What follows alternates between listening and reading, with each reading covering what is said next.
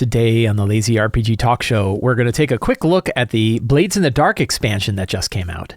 We have two big topics that are both going to take a look at the D&D 2024 Dungeon Master's Guide, but then also talk larger about the tips that we can pick up from this that we can actually use in our game. The first one of these is the question of what do you actually need to prep for a session of your game, a topic that I have been talking about for many years, but we're going to dive into it again, and we're going to take a look at it in the context of the 2024 Dungeon Master's Guide.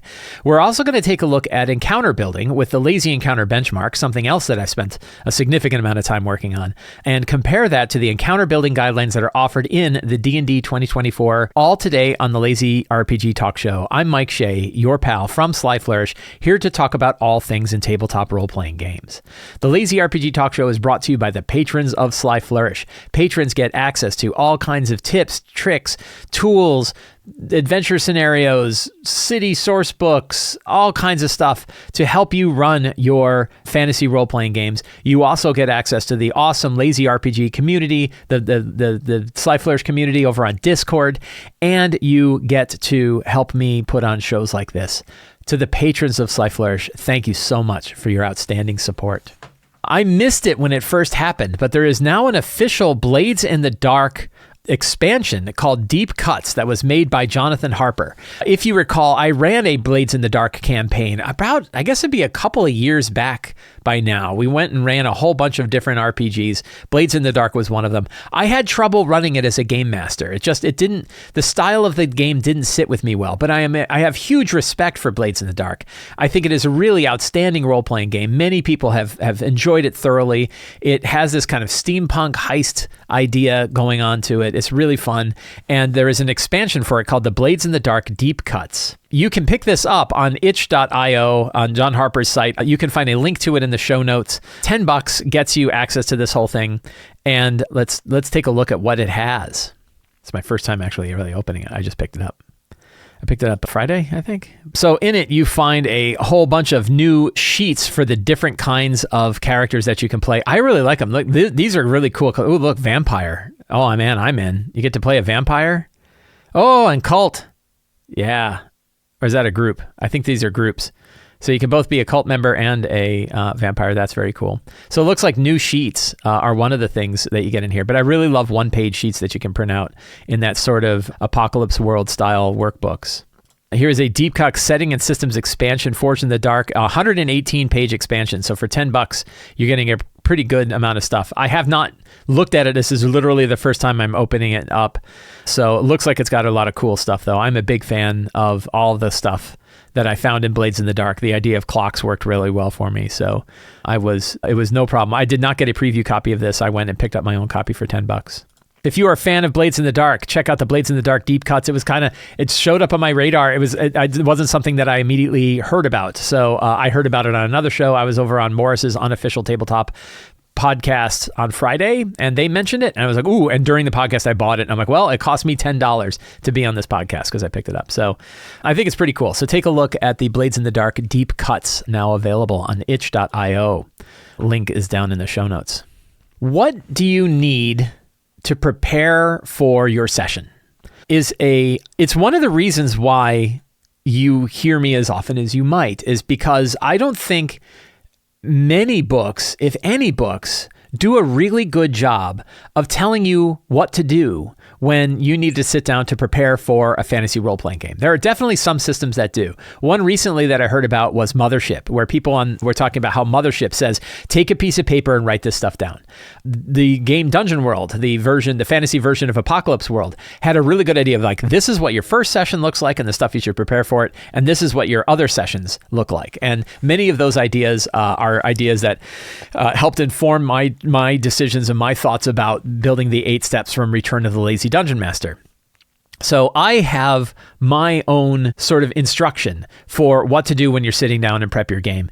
If you watch my YouTube show, I do a Lazy GM prep show that I've now done for I think like 3 years and hundreds of sessions where you can watch me go through those steps while I'm preparing for my own role-playing game. I started that show specifically because people said, hey, I read your book, but I'd really love to see you do the prep. And so I was like, yeah, it's a good idea because I have to prep for my game anyway. And so I have hundreds of them for many campaigns, probably, I don't know about a dozen campaigns, but like more than 5 or 6 big campaigns where I go through the 8 steps from Return. And one of my beliefs about Return of the Lazy Dungeon Master is that it's a popular book. Like, I'm very, very proud. It's a gold Annie Award-winning book, has sold many, many tens, maybe 100,000 copies.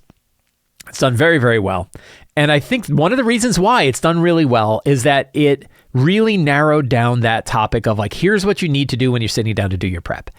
And it did so in a way that made it very flexible so that you could say, you know what, I don't do it that way. I want to change it slightly, and you could change it slightly. Or I want to expand this part out and do it slightly differently. And if you watch my prep videos, you'll see that that's exactly what I do. Sometimes I need more stuff and more sections than others. Sometimes I don't need a section at all and I cut it. Sometimes I need another section that I don't really have, and so I kind of fill it out. But generally speaking, that framework works. So all of this is important when we take a look at the adventure scenarios that exist inside the 2024 D&D Dungeon Master's Guide. And that's really why I wanted to bring this topic up. And if there's one main point I would like you to get from this whole conversation, if there's one thing you can grab onto that I think is really valuable when it comes to thinking about your prep, and something that I've seen, the reason I'm bringing this up is I've seen so many GMs get kind of caught around this idea, is your notes only serve you. You don't have to give your notes to anyone else. They are not the instructions that you need to give to someone else to run an adventure. They are the notes that you need to run the adventure you're going to run. And the reason this is important is because you can usually get away with a lot fewer notes than you think you can, because you already remember the stuff that you thought of when you were actually going through your prep. So this is why, like I say, when you take a map, you can print like a Dyson map and you can just write like a word on a location. And it's because that word might be enough in your mind to be able to build out the rest of it. You don't have to fill everything out. You don't have to come up with great big, long random encounter tables, because you can roll a random encounter table before you do your prep and then plop that one in. So there's a lot of things that you can do to speed up your prep and to make your prep notes significantly smaller when you remember that they are not a published adventure. They are not an adventure scenario you're giving to someone else. They are yours for your use. And I think that context is really important when we take a look at the D&D 2024, the adventures that are inside the D&D 2024 Dungeon Master's Guide, because they talk a lot about this. So an interesting thing about the adventure scenarios that are inside the D&D 2024 Dungeon Master's Guide is they are very small. In the Dungeon Master's Guide themselves, they are 1/2 of a page. They are one column on one side of the page for the adventure scenario. And when I first heard that they were going to be a 1/2 a page big, I was like, I don't think that's enough.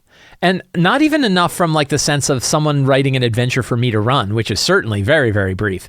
But even in my own notes, they take up a page, right? I use a full page. I just did my prep not 20 minutes ago, and it took up 2 columns on a single piece of paper. So I was really curious about what kind of stuff they were going to include in one column. The interesting thing about these adventures, so there's 5 of these adventures. They cover a different range of levels for each one, and they are all very small. They're all again, 1/2 of a page in the Dungeon Master's Guide. There's an interesting thing about these scenarios, which is unlike your own notes that you write for yourself to run your game, these were written by somebody else to give to you. In this case, I'm guessing it was either Chris Perkins or James Wyatt that wrote these. I would guess it was probably Chris Perkins, who wrote these adventures out with the intention that they could show you how to run an adventure like this. But where people are going to get stuck, or have gotten stuck, is they look at this and say, could I run this adventure? And the answer could be no, because I don't know what was in Chris Perkins's head when he wrote this. The other question, though, that we want to ask is, if I wrote my own adventure notes like this for an adventure I came up with, would that be enough?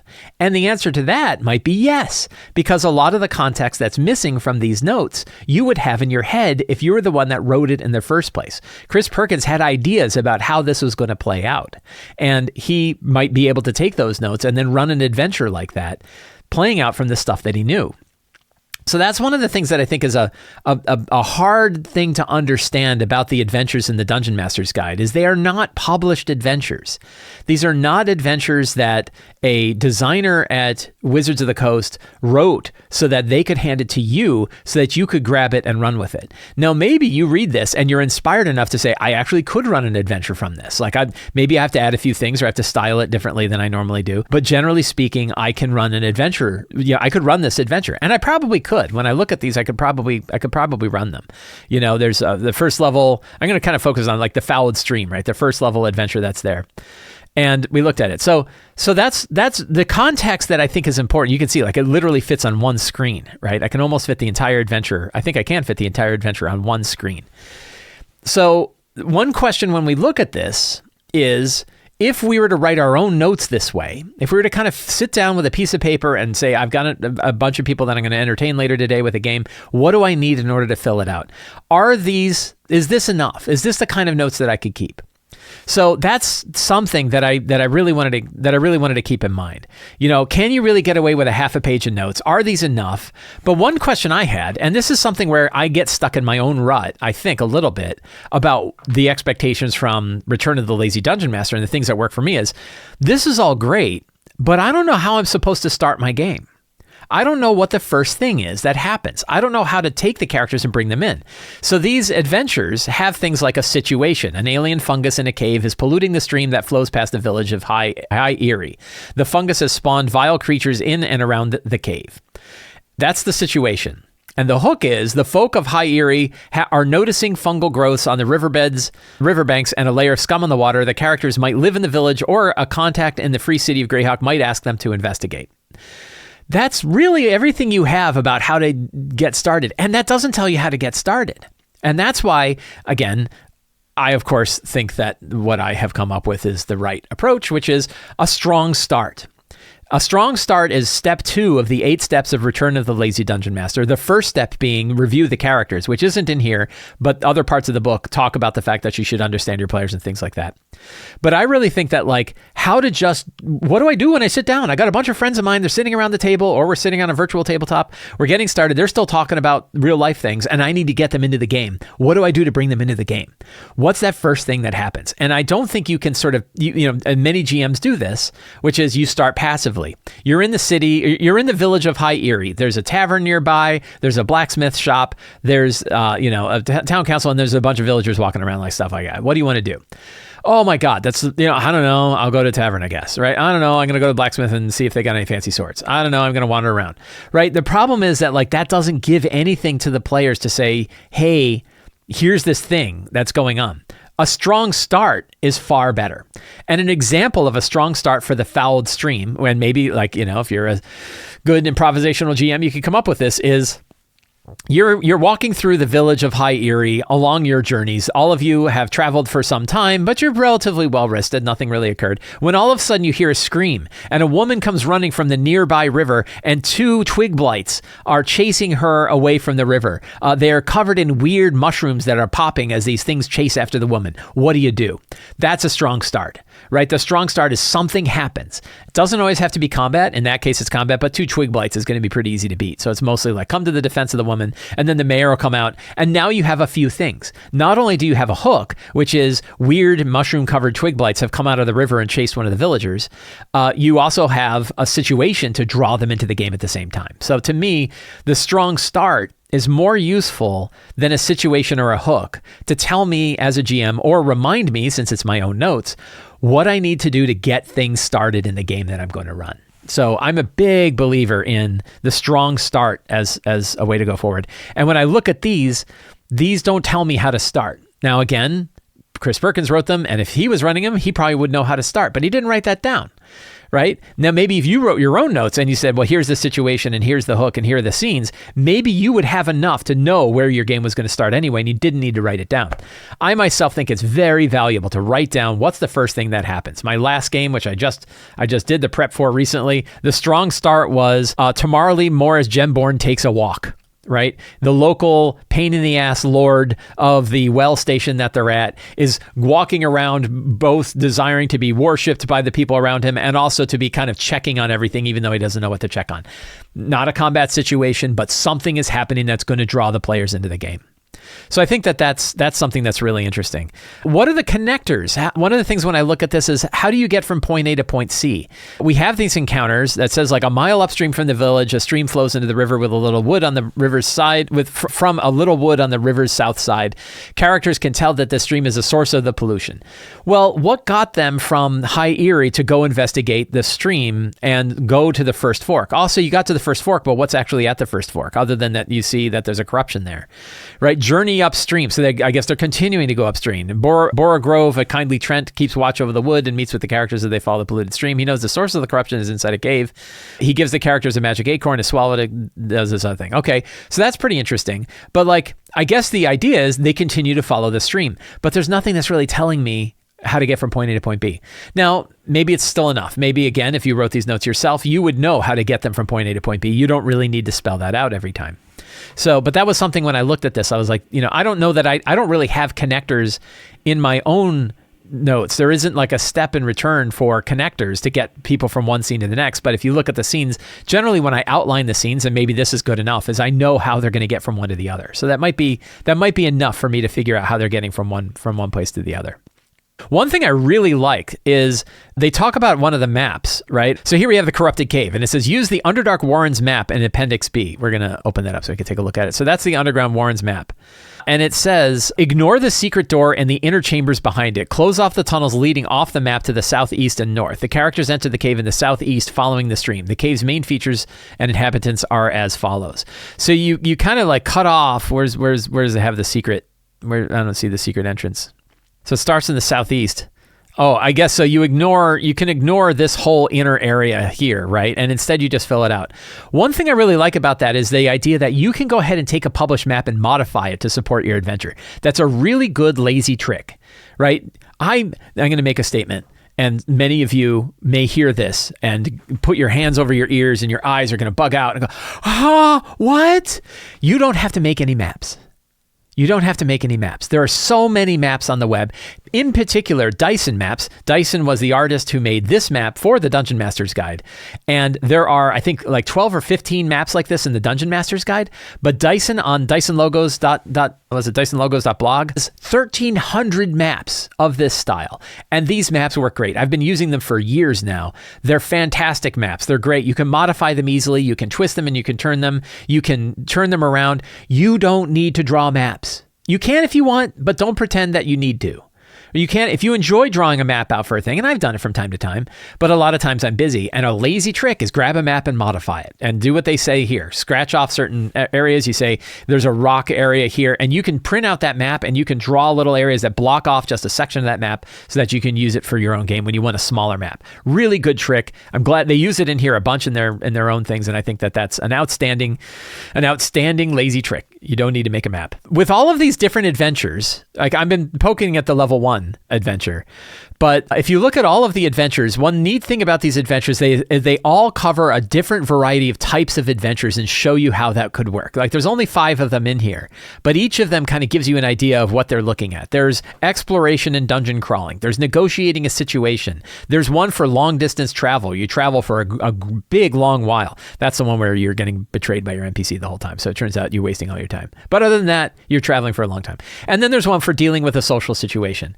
So they cover a good range and a recognition of the different kinds of situations. But the Boreal Ball, for example, the 7th level one, where you go to a ball in the Feywild and you deal with it, and it's even shorter than the other ones, right? It's a really, really short adventure. And I saw people that are like, man, I could not run that whole situation with just what's there. Like I definitely need more than that. So the idea of like the situation and the hook is a commonplace across all of them, but that's where I really think like the situation and hook could be drawn together into a few things like a strong start. So I think they're very interesting. But of course, I have my approach that I use for the 8 steps from Return of the Lazy Dungeon Master. I've spent a lot of time with them. I spent a lot of time working with them before I had written Return of the Lazy Dungeon Master. And now that it's been out a few years, I've used it myself hundreds of times. I've talked to hundreds of GMs who have used it. Every one of them says, oh, I love it, but I always do things a little differently over here, which I'm like, that's outstanding. That's how it's designed. You get to design your own prep system that you like. And that can really work. What's interesting to me is the original Return of the Lazy Dungeon Master, the original book that I wrote back in like, I don't know what it was, it's like 2014, I think. It was a while back. Only had 3 steps. And those steps were, where does your game start? The strong start. What 3 scenes might take place? And what 3 NPCs might the characters meet? And my idea was you really didn't need even more than that. Now, in this case, the scenes were more like the scenes that you'd find in here. Because like you can look at these adventures and see like a scene could be a shrieker fungus just inside the cave alerts inhabitants to the character's arrival. On watch near the entrance and quick to respond are 4 bullywug warriors who have fungal growths on them, right? That's like an entire scene. And, the berserk bear, you go to a bear, but it turns out that the bear can be cured if you do this other thing. The ooze's lair, right? That's a scene. So the interesting thing is like a scene, if you look at the steps from the original Lazy Dungeon Master, scenes had a lot of stuff in them. They had NPCs in them. They had monsters in them. They had situations in them. You packed a lot into a scene. That's much bigger than the scenes that I did for Return, which was really just a list of the scenes that might take place. And then you filled out the scenes with the details you had. But it's interesting to me that this style actually sort of matches that idea of the original Lazy Dungeon Master style. Now, I found after years of using that style that it wasn't enough for me, and I wrote the book, right? This was the book that I wrote. And one of the reasons I wrote Return is that I no longer followed my own steps that I wrote about in the Lazy Dungeon Master. And it was a popular book. People liked it, and people were very complimentary of it. In fact, the very first Amazon review I had for Return was, I wish it was more like the original Lazy Dungeon Master, which made me sad. And that review is still up there. But hey, whatever. It worked out anyway. And I realized, like, no, there's really more that we need. And also there was this idea of like, there's even the idea of breaking up the components of our prep into separate sections so that we could improvise different scenes as they played out by pulling monsters or NPCs or treasure or secrets and clues and everything, and building scenes as we go was a new approach that I took for Return. Just as a quick review, the 8 steps for Return of the Lazy Dungeon Master are: who are the characters? Where does your game start? What scenes might take place? What secrets and clues can the characters discover during the game? What locations might they explore during the game? What NPCs might they meet during the game? What monsters might they face? And what treasure they might acquire? And I spent a lot of time thinking about those 8 steps. Frankly, I don't like having 8 steps. 8 is a lot of steps. I have to think. I've written about it and talked about it and used them for years, and I still have to kind of sit and think about what are all the steps. But I really think they are all pretty vital to if I thought any of them weren't necessary overall, I would have killed it. In fact, it started off with 7. It didn't have scenes at first. And then I realized, like, oh, we really need scenes because everybody does it. Everybody needs that loose outline of what they had. So scenes made their way back into it to 8 steps, but I was loath to add any more. And honestly, I would love a way to reduce it. And maybe you could reduce it if you start to combine the aspects of these different steps into one area, which I think is kind of what the scenarios in the 2024 Dungeon Master's Guide do. Because if you look at it, and actually Elizabeth from our Patreon, from the Patreon Discord server, she went through and took one of the notes and highlighted the sections to determine which of the 8 steps are actually in these notes just spread out. And the example, Elizabeth is the best. Yes, Robert Table says, Elizabeth is the best. Elizabeth is absolutely the best. Oh, she's a moderator on our Sly Flourish Discord. Fantastic person, a great creator, and has a lot of her own work available. So, but one of the things she did here was say, like, if we look at the 8 steps, what are the 8 steps are in here? And so yellow stuff are like secrets and clues, right? That if you were going to break out secrets and clues, the things that the characters could learn, the alien fungus is in a cave polluting the stream, that's a secret. The fungus has spawned vile creatures around the cave, that's a secret. Fungal growths on the riverbanks and a layer of scum in the water, that's a secret. The treant keeps watch over the wood, that's a secret. So there's lots of secrets that are buried among these scenes in the situations and in the encounters. Locations, the locations are kind of the pink color. Oh no, I'm sorry, those are scenes. So the scenes are kind of the pink color of like the journey upstream, the corrupted cave, and the journey home. Those are kind of the main scenes. The monsters are highlighted in orange. You have Trents and twig blights and shrieker fungus and bullywugs and a brown bear and psychic ooze and sturges. Treasure is highlighted in green, magic acorns and staff of flowers. One thing you won't see though is that strong start. The strong start really isn't in here. There isn't a thing for that. So it's kind of interesting that a lot of times, and I think that this is absolutely true, that if you were to follow this style of prepping for your game, of thinking of your game like this, like from the encounter standpoint. One little trick about the word encounter is I use the word scene. And the reason I use the word scene is I feel like a lot of GMs, when they hear encounter, they think combat encounter. D&D and the style guide for D&D uses encounter to mean any scene. And they even refer to it as an encounter is a scene like a scene from a movie. So that you can use those two terms interchangeably. And when I speak to it, I will use the term encounter and scene interchangeably, but I tend to call them scenes. And one interesting thing, one little metric that I think is really important for a scene is when you're preparing your game, you can generally expect a scene to take 45 minutes of gameplay. So if you have like 3 or 4 hours, you want to account for how many scenes that you need in order to fill those out by assuming that they're going to take about 2 scenes for every hour and a half or 4 scenes in 3 hours. I usually like to have like 5 scenes on hand if I have a 3-hour game, just in case some of them go a little faster. And you might have a scene that doesn't take place, and you can always like cut a scene if you need space for things. But generally speaking, you can assume that a scene is going to take about 45 minutes. Some will be faster, some will be longer, but generally if you're timing them at that idea of about a scene about every 45 minutes, you're probably, generally speaking, you're probably going to have the right of it. But be prepared to decrease those scenes if you need to finish everything in that time frame. Or you could just pass a scene and skip it and then do it next time you get together if you're doing a longer campaign. So I thought that was really interesting, of like the idea that you can, this is reverse engineering, right? That you can pack the 8 steps, or at least many of the 8 steps, into the adventure scenarios that they do. Really, the other way is the way that it occurred, that generally speaking, I think GMs start by building out their adventures in a pile of scenes that include like any secrets that they could learn, any NPCs they might meet, any monsters they might fight, any treasure they might acquire. And all of those are kind of, and the location where they're doing that is all piled into that one encounter. The NPC is there or not, monsters are there or not, treasure is there or not. If you look through any published adventure, that's kind of how they do it, right? Like you go to a location, the location has a description of the location, the description of the NPCs and monsters that are there, the treasure that they might acquire there, any kind of lore or secrets that they might pick up. All of those are sort of piled into those encounters, which means that, that's kind of like fewer steps. But I believe that Return and the way that we break it out in Return of the Lazy Dungeon Master is important because it lets you improvise those scenes. You might decide that those monsters aren't in that room, but they are in another room. And now because your monsters are separated out, you know that you can move them from one area to another. It's also a little bit easier to reference them when you have them in their own section, versus having them kind of buried among an encounter. But it really kind of depends on the style that you've got. One thing that I think is interesting about all this, and something that I've already talked about, is of course when you're working with the 8 steps from Return, you can always eliminate steps you don't need. If you realize like I don't need an NPC section because I do have them in my secrets and clues and I have them in my scenes, I have them somewhere else, you don't necessarily need to have them in there. You can cut those. And anybody that watches me do my own prep notes will see me sometimes say, yeah, I don't need to have a section for that. I've already got that covered. Like today, and we can look at the notes that I did for my game today. This is a really good example because I did it just minutes ago. So this is the notes that I have for my game today.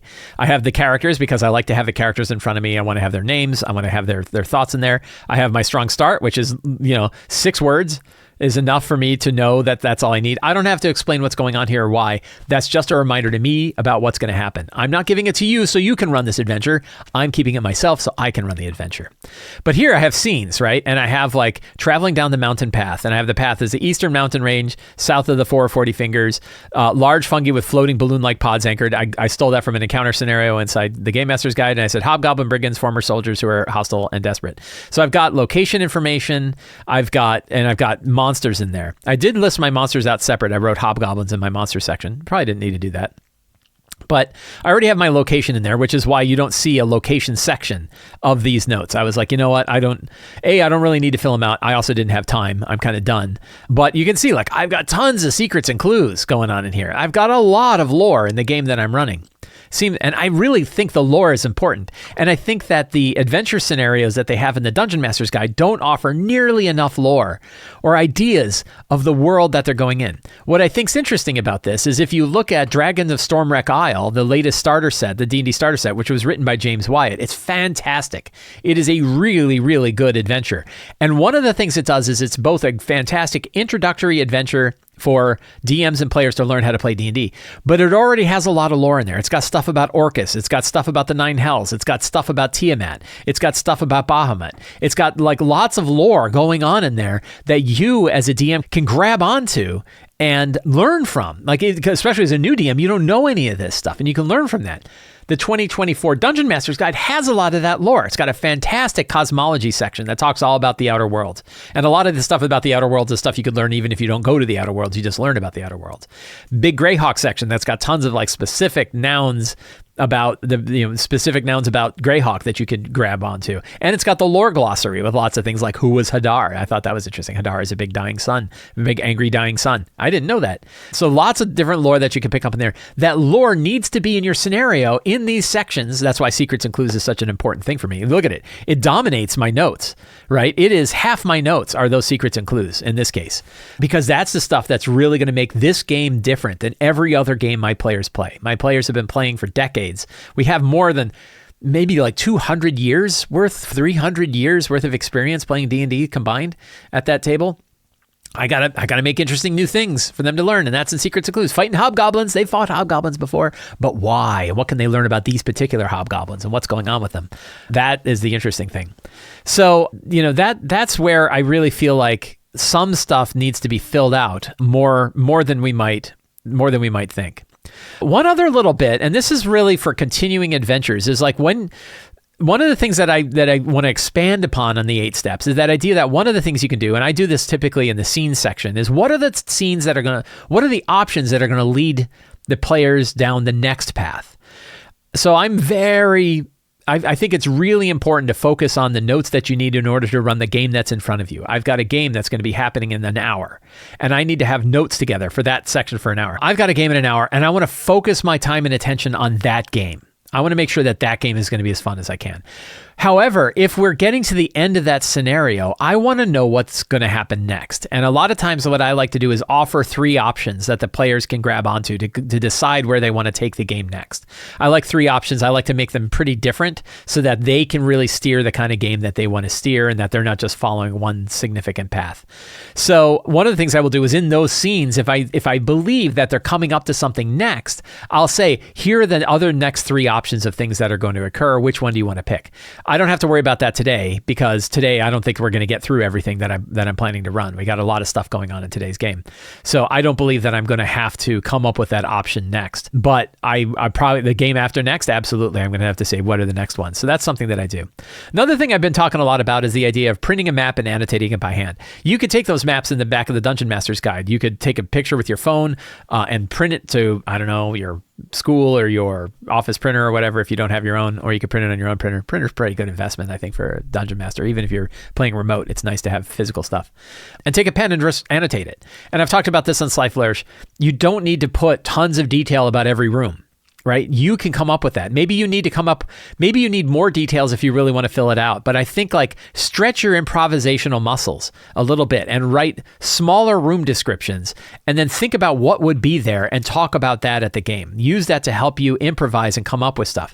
There's tons of random lists that you can find from many, many different publishers, and almost all the Game Master's Guides have details of things that you can drop into particular rooms. The original 2014 Dungeon Master's Guide had tons and tons of tables to help you fill out the details of various chambers. It was really good, and that stuff is not in the 2024 Dungeon Master's Guide. So having both guides is actually going to be of value to you. But you can read through those just to get ideas, but then when you're at the table, you can actually stretch your muscles a little bit and improvise the kinds of things that they would find in the various locations. But it means that when you're actually prepping a map, you could prep probably 20 or 30 rooms in about 10 minutes just by writing down what you think is in what room. That's something that I do. It stretches my mind, and I really like that. And another tip I always have is when you're keeping your notes, write the page numbers of the monsters. One nice thing about the notes that are in this Dungeon Master's Guide in the D&D Beyond version is they are linked to the monsters, so you can click on the monsters right there. But if you're making your own notes, of course, you won't have links like that. So use the hyperlink that has been around for 5,000 years, which is the index or the page number, and write down the page number next to the monster so that when you have the book in front of you, you can look it up. I, of course, did not follow my own advice when I did these notes, and you can see a bunch of monsters and they don't have page numbers. So do as I say, not as I do. So again, the main thing I want you to get from all of this, the main thing I think you should get from reading Return to the Lazy Dungeon Master, which I very much hope you will read. And by the way, you can get a free sample of Return to the Lazy Dungeon Master on the page that has it. It's a pretty big sample that includes descriptions of the 8 steps. You can also get a lot of information from Return to the Lazy Dungeon Master, including a lot of really good rollable tables on the Lazy GM's reference document, a Creative Commons release document that I put out last year. So you can get a lot of material, but the book is also really cheap. It's $8 in PDF and includes an EPUB version and a PDF version. So, it has a lot going on there. And I would suggest you read it. But the one point I'd like you to get from reading that, but also a point that I think is really important when you are reading these scenarios from the 2024 Dungeon Master's Guide, is that your notes are just for you.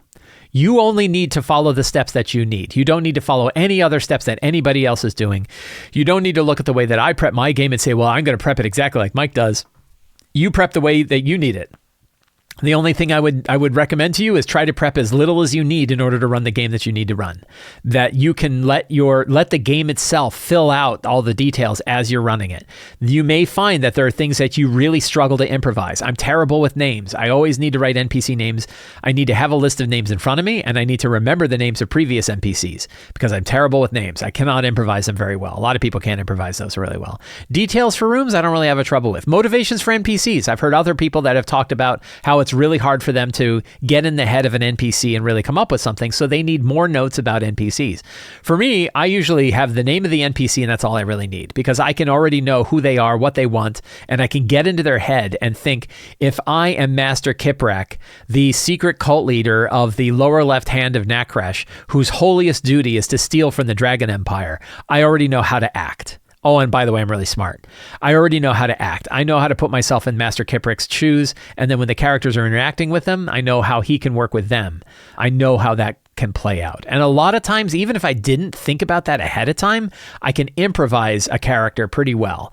And I think a lot of GMs have to, because a lot of times the players will come up with characters that you didn't prepare anyway. So what I would offer, I asked this to Matt Mercer, and then when I was talking to Matt Mercer many years ago about this, not to name drop, but we have a video where he and I had talked about this stuff. And he said that he improvises about half of the NPCs that came up. I don't know if this is still true, but it was true back then, that he was improvising half the NPCs. So my argument would be, if you have to improvise half the NPCs anyway, why are you putting in a lot of details for the ones that you don't improvise? Right? Because they will hang on to the character that you improvised, and now they're their new best friend. Do you really need anything more than that? And again, all I need are names. So I would say, if you're able to improvise NPCs well, do you need to do anything for the ones that you're not improvising? Like that's a big point. But again, the notes serve you. You don't serve the notes. You don't serve the game. You don't serve me. You don't serve anybody else other than you and your players. And that means that the notes that you take only have to serve you and the game that you're going to run for your players, so that you and your players can have a great time while you're hanging out together. I think that's the main message I would take. I think that is a strong message that you can take by looking at these example adventures in the 2024 Dungeon Master's Guide. And hopefully that's a lesson you take from reading my own work in Return of the Lazy Dungeon Master, when we talk about the 8 steps for game prep. Since 2014, since the release of the 2014 Dungeon Master's Guide for D&D, I have spent a tremendous amount of time thinking about encounter building for the 5th edition of D&D and for 5th edition role-playing games now in general. So when the Wizards of the Coast released a new 2024 Dungeon Master's Guide, one of the first things that I really wanted to dive into was encounter building and how they did encounter building. Before we start, though, I wanted to talk about where I have come to in my 10-year journey diving into encounter building for 5th edition. And I would say all of that time and energy and thought and conversations that I've had with incredibly smart people, working side by side with Scott Fitzgerald Gray and Teo Sabadia on Forge of Foes, working with Kobold Press on Tales of the Valiant, working with James Intercasso on Flea Mortals, that I've had a lot of experience from smart people where we thought about this thoroughly, and certainly didn't always agree on how we were going to take whatever approach we were going to take. But the culmination of all of that comes down to what I refer to as the Lazy Encounter Benchmark. The Lazy Encounter Benchmark you can find in a bunch of different books. You can find it in The Lazy DM's Companion, one of the books that I have. You can find it in Forge of Foes, the book about how to build 5e monsters that I wrote with Teo Sabadia and Scott Gray. You can find variants of it in Flea Mortals. Flea Mortals is using it. I helped consult on the encounter building guidelines in Flea Mortals that James Intercasso put together, but you can find a variant of the Lazy Encounter Benchmark there. You can find it in the Tales of the Valiant Game Master's Guide and the Monster Vault and Game Master's Guide. Both have different ways to look at the Lazy Encounter Benchmark available in that.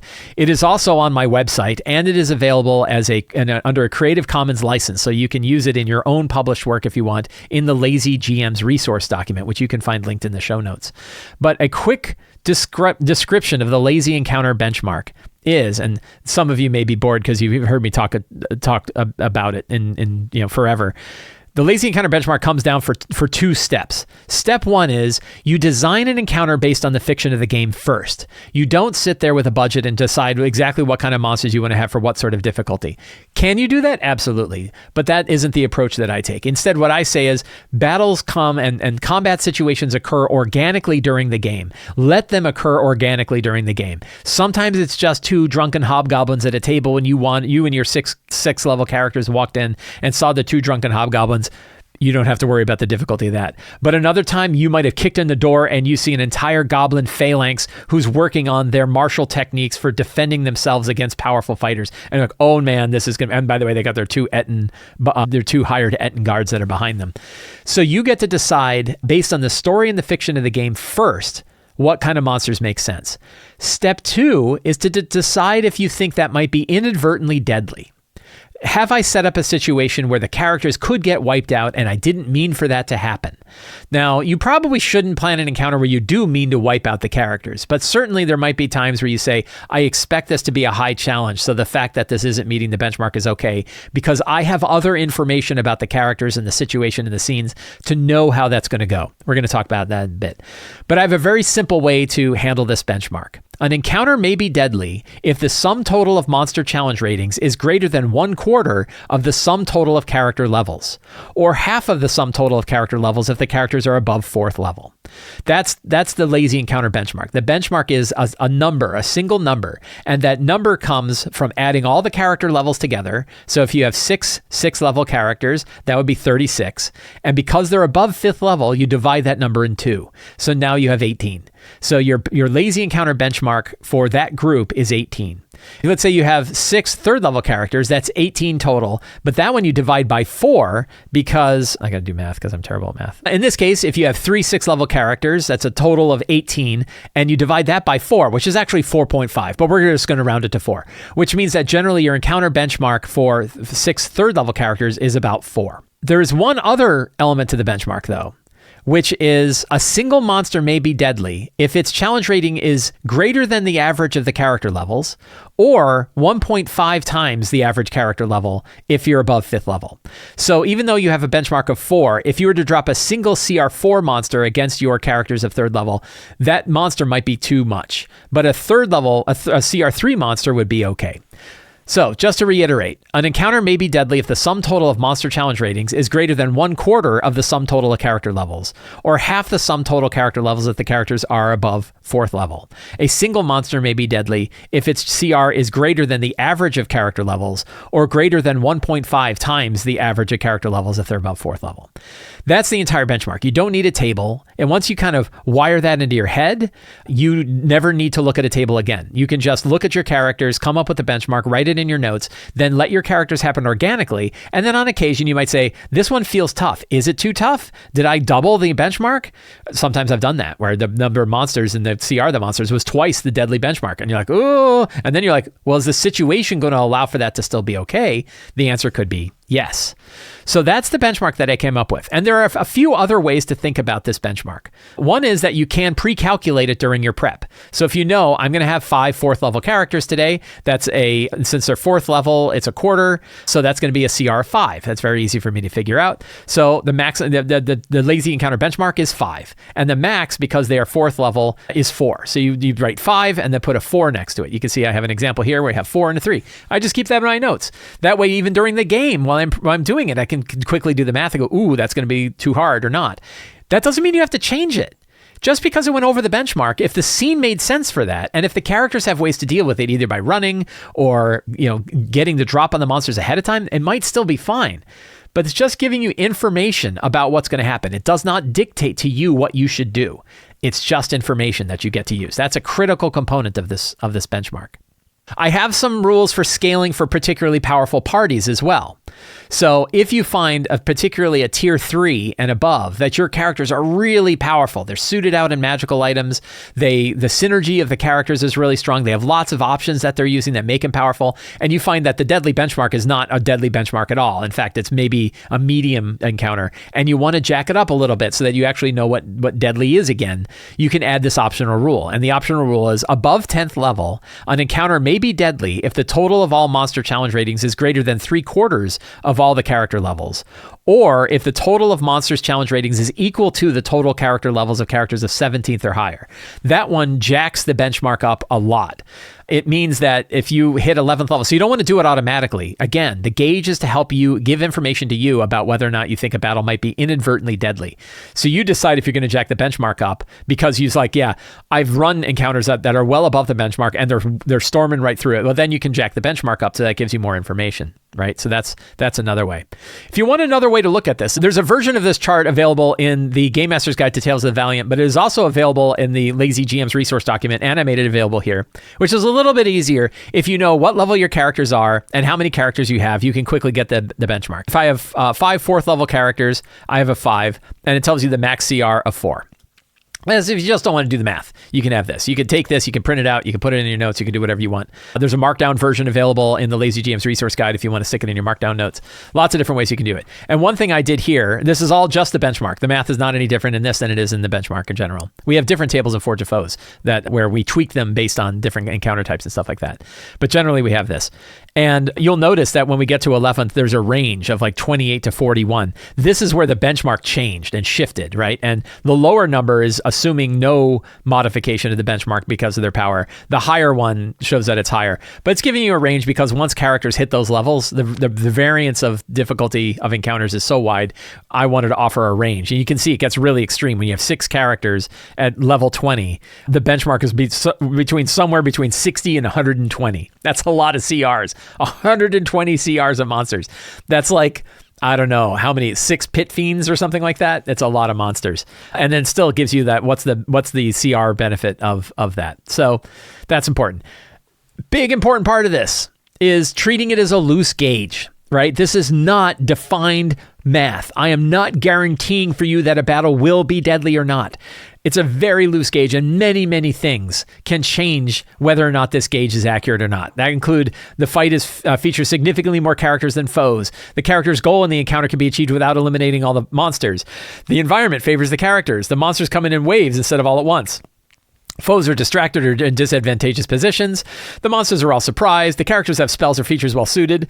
The players engage in excellent tactical behavior. Maybe your players are just really smart and they know how to fight. The characters are well rested and coming in fresh. The characters have an arsenal of magic items. The characters have useful companions. There's lots of different things that can change the benchmark in lots of ways. Likewise, the monsters might be favored if the monsters significantly outnumber the number of characters, or if the characters are surprised by monsters, or if the foes are in an advantageous position, or the terrain favors them. The monsters fight with a strong tactical synergy, or the characters are coming in worn out from previous fights. That's a big one. How well rested the characters is a huge difference in how much power they can bring to a battle.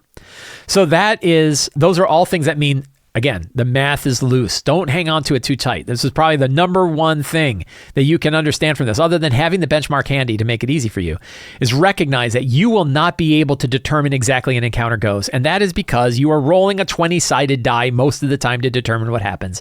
And there's a lot of variance in that die. There's a lot of different ways that this could go. So keep that in mind. There's a lot of different ways that this could go. And you'll never be able, in my opinion, with 5th edition D&D, there is no way to accurately predict how a battle is going to go. The best you can have is a loose gauge. And that takes us to the rules that we find in the 2024 Dungeon Master's Guide for Dungeons & Dragons. So when I picked up the 2024 Dungeon Master's Guide, one of the first things I looked for was, how do they handle encounter math? In fact, I had some friends who had it early. I knew some other people. They didn't share anything with me, but I got to learn a little bit about what it looked like. And then as soon as I got a copy, like a couple days later, I looked at it. I was like, oh, what did it do?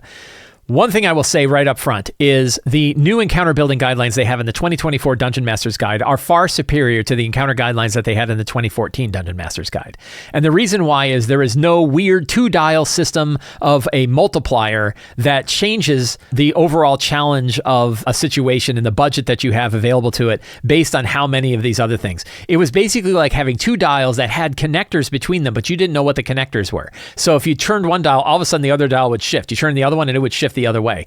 It was really, really hard to manage and still didn't give you very accurate results. The new encounter guidelines are much better. They're much easier to do. Step 1, you choose a difficulty. How hard or easy do you want the fight to be? Step 2, you figure out how many characters you have. And then based on the party's level, you can figure out per character what the experience budget is. You add up that experience budget together, and that tells you how many monsters you can buy. I will say, I find working with challenge ratings to be far superior to working with experience points. But there's some interesting things that occur when you start dealing with experience points. Because I just think, like, if you have 5 4th level characters, and that means you have 1,875 experience points budget. Well, now you have to go figure out, well, what does that mean? How many monsters of what challenge rating can I work with for the 1,875 experience point budget? But a lot of times you have monster lists that are monsters by challenge rating, and they include the experience points listed next to it. The Dungeon Master's Guide did for 2014. I presume the Monster Manual will for 2024, 2025 in that case. And you'll be able to figure that out. But I think working with challenge rating is easier than working with experience points. So here are 5 main conclusions that I came to after doing a pretty deep study of what they have in the 2024 Dungeon Master's Guide. And one thing I will recommend is my friend Teos Abadia did a really good video where he showed the examples of the kinds of encounters that you would run between the 2014 Dungeon Master's Guide and the 2024 Dungeon Master's Guide. I will link to that video in the show notes. It's really excellent if you want to dive into that math. I spent more time instead comparing the 2024 guidelines to my own lazy encounter benchmark to see how that played out, because that mattered more to me. I hadn't used the 2014 guide since 2014. So I'm far more interested in that. But if you want to see how that math works out, I think it's really important.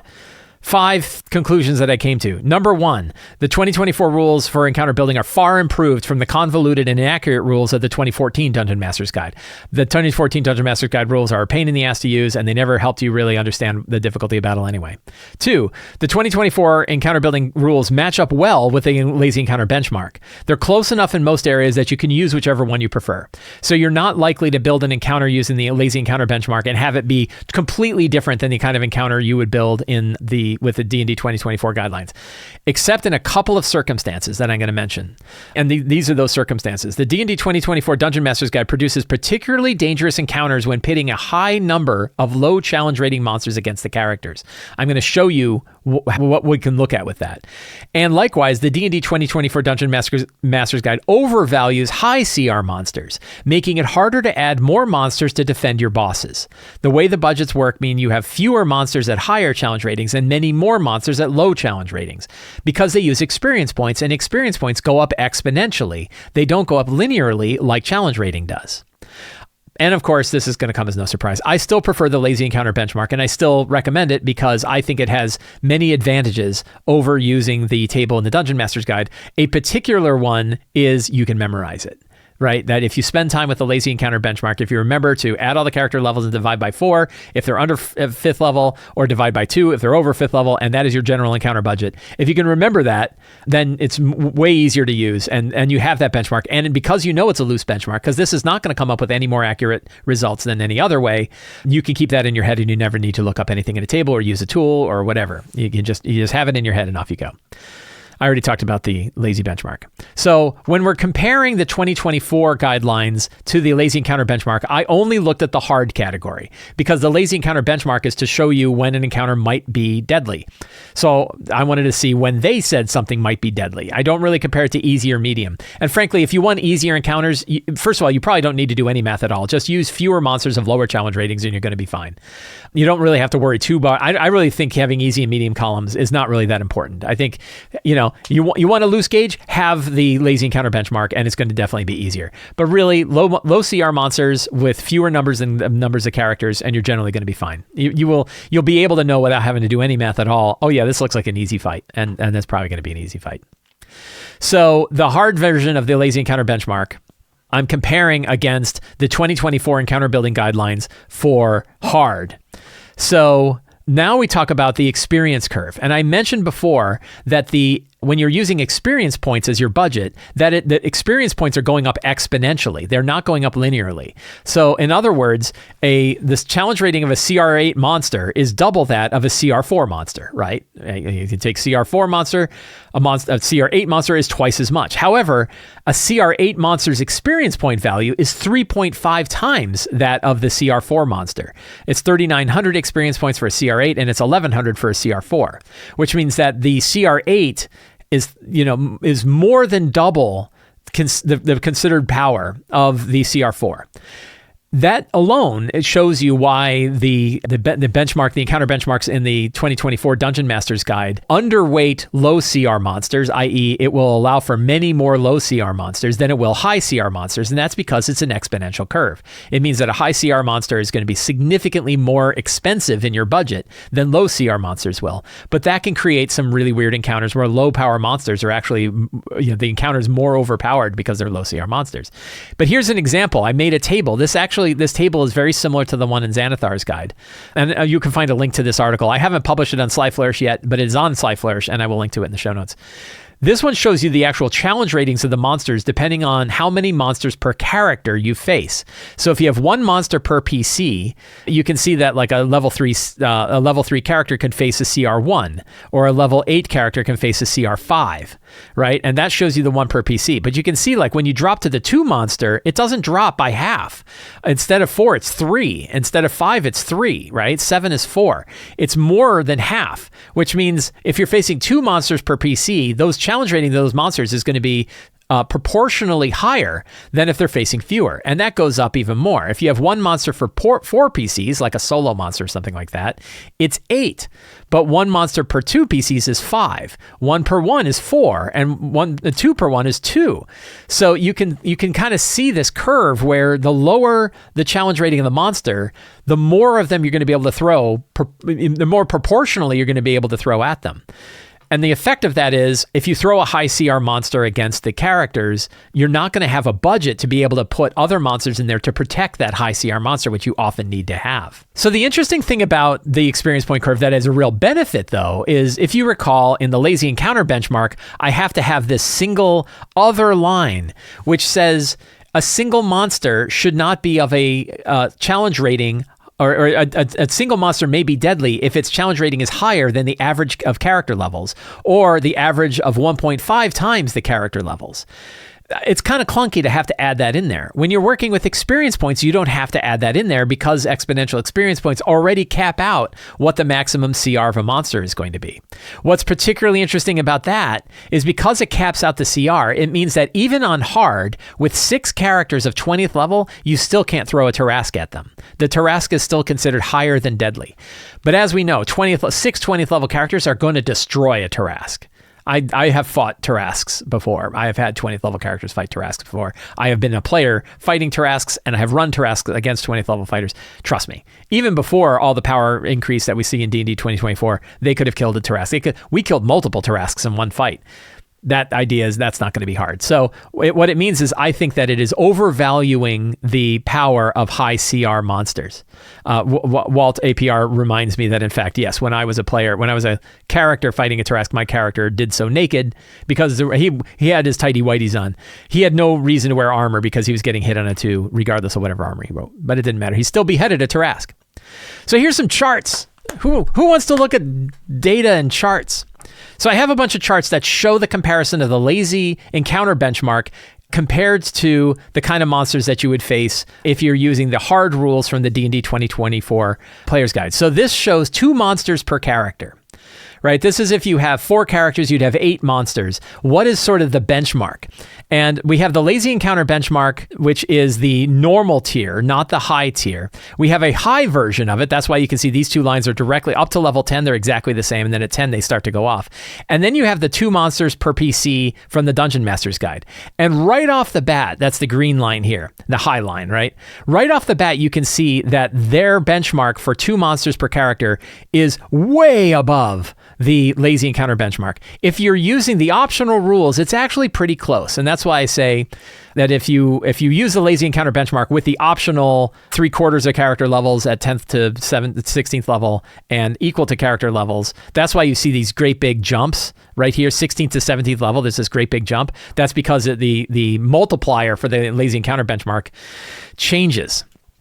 Right. So, but even then, those, I know that this is really hard. Like when you increase it to 1-to-1, it's really hard. But holy cow, they're saying that you can fight like in this case, CR 13 monsters. You can fight 2 CR 13s per character at 20th level. That's a lot of challenge rating monsters. That's big. The 1 monster per character is almost exactly matches when you use the hard rules. The green line is the challenge ratings that you can use for the 2024 Dungeon Master's Guide. The orange line is the lazy encounter benchmark with the hard version of the rules. And that one is, close enough that I wouldn't distinguish a difference between those two. Then the lower line is if you don't account for high-powered characters at the level or more. Then we get to 1 monster per 2 characters, and here is where the lazy encounter benchmark starts to eclipse the other one. And that's because when you have 2 monsters per character, now when you have the extra jump for a level 11 and above from the lazy encounter benchmark, that is significantly higher, and that's because the 2024 Dungeon Master's Guide rules discount higher CR monsters. In fact, now it's kind of even Steven. So again, it's interesting because here you see that when it's 2 monsters per character, it's way above the hard benchmark. But here when it's 1 monster per 2 characters, now it's way below that benchmark, right? It's overweighting higher CR monsters. Then we get to 1 monster per 4 characters. So this is kind of like your boss monster scenario, dragons and stuff like that. The lazy encounter, the colors changed. I'm sorry, and I couldn't figure it out. The colors changed, but this green line here is the lazy encounter benchmark considered on high difficulty.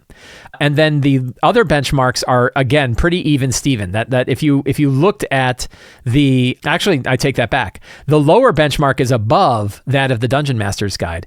But what's interesting here is these other 2 lines are the 2024 guidelines and what they show at high, but also I included the maximum CR of a single monster in here. That's why the colors change, because there's a 4th line being added.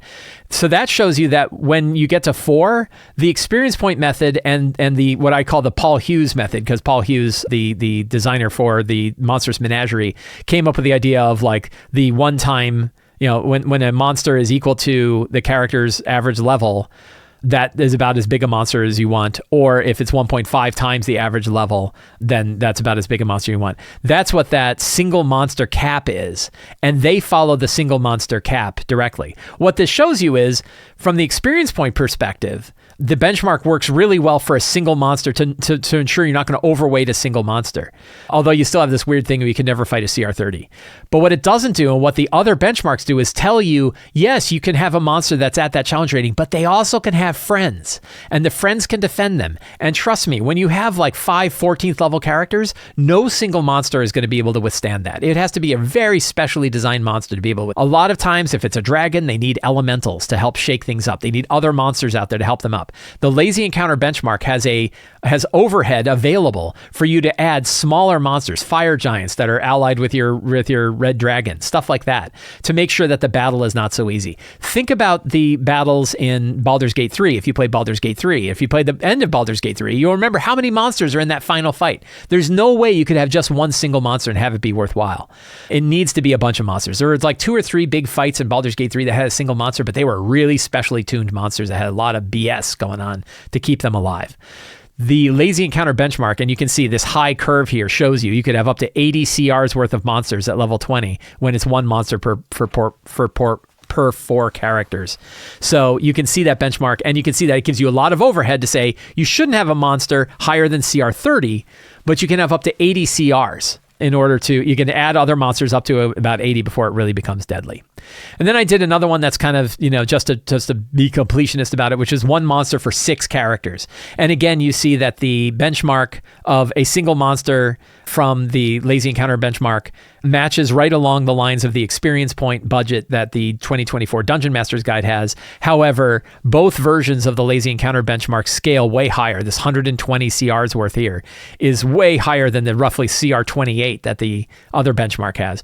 But I can tell you, I've met 20th level parties that can handle 120 CRs worth of monsters before it's really difficult. The circumstances can matter. So those are all of the comparisons of the lazy encounter benchmark with the encounter building rules for the Dungeon Master's Guide. The reality is, I'm glad we have both. First of all, I am glad that the 2024 Dungeon Master's Guide has a set of rules that are easy to use, and I think they do a pretty good job. I think by the time you get to the point where it's becoming that it's undervaluing high CR monsters, it's probably not a big deal. The one risk that the 2024 guide has is that it could potentially steer newer DMs towards running deadly fights at early levels. The example we ran up to was when you have like 4 third level characters, that means you could face 8 lions that are CR1s, and CR1 lions will destroy 8 CR1 lions will destroy 4 level 3 characters. So I think it undervalues the monsters. If you want to be careful, what I would basically say is whenever you have more monsters than the number of characters, be very careful with the benchmark that's inside the 2024 Dungeon Master's Guide, because it's going to undervalues their power. And what you could basically do is just, in a circumstance like that, don't run multiple monsters or have the CR value that you would normally have when you use their guidelines. But really the answer is just use the lazy encounter benchmark. It's easier to use. It's faster. It's a loose gauge. You can have it in your head and it gives you pretty good results. And I've been using it for years now. Other people have been using it and finding a lot of value. Are there weird anomalies? Yeah, absolutely there are weird anomalies. But you got to remember that this is not fixed hard math. This is a loose gauge to give you a general idea, to give you a little bit of information, a little bit of a warning red light that blinks off going, hey, just letting you know. And it's not on fire, but it's possible there might be smoke in the air. Right? Just something that's helping you get an understanding of the overall battle. So I hope that this discussion was useful. You can find links for all of this stuff down in the show notes. And I wish you luck with your future encounter endeavors in our 5th edition role-playing games. Friends, I want to thank all of you for hanging out today while we're prepared for our role-playing games. I hope you enjoyed today's show.